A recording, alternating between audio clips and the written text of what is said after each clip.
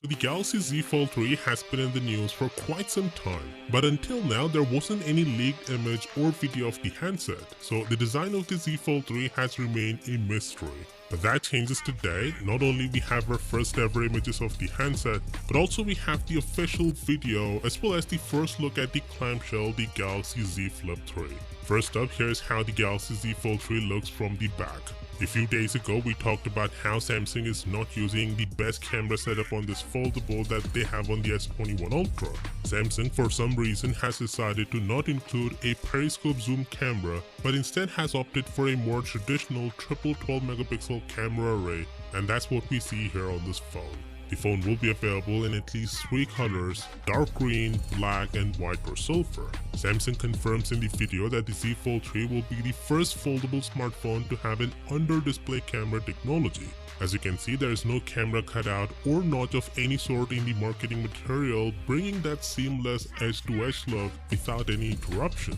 Now, if you think that Samsung will use the under-display camera on the outside cover display as well, then you'd be wrong, because the Z Fold 3 will have the same punch-hole camera cutout on the outside display just like its predecessor. Now, this is a bit disappointing because if Samsung thinks the under-display camera is ready to be used on the inner display, then it should be ready on the outer display as well. Anyway, unlike the Z Fold 2, which had 120Hz refresh rate on the inside display only, the Z Fold 3 will have 120Hz on both the inner and outer display as shown in the video.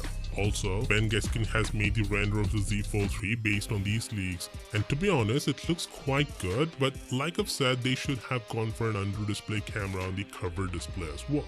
Another highlighting feature of the Z Fold 3 is the support for S Pen functionality, and the video confirms that as well. One of the images shows the S Pen being used to take notes while on the video call meeting.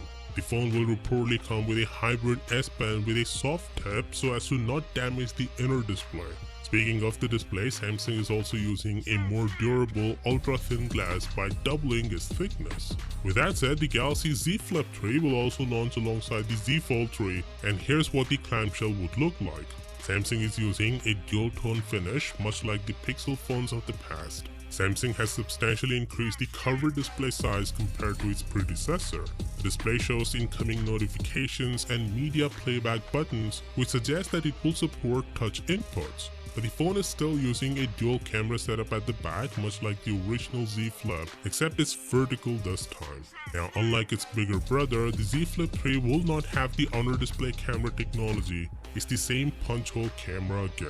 The phone will be available in a plethora of colors, 8 to be exact. Both the Z Fold 3 and the Z Flip 3 will have Gorilla Glass Victus on the cover display. Samsung is expected to keep an unpacked event in July for these foldables. Do consider subscribing for all the latest tech news, and as always, I'll see you tomorrow. Peace out.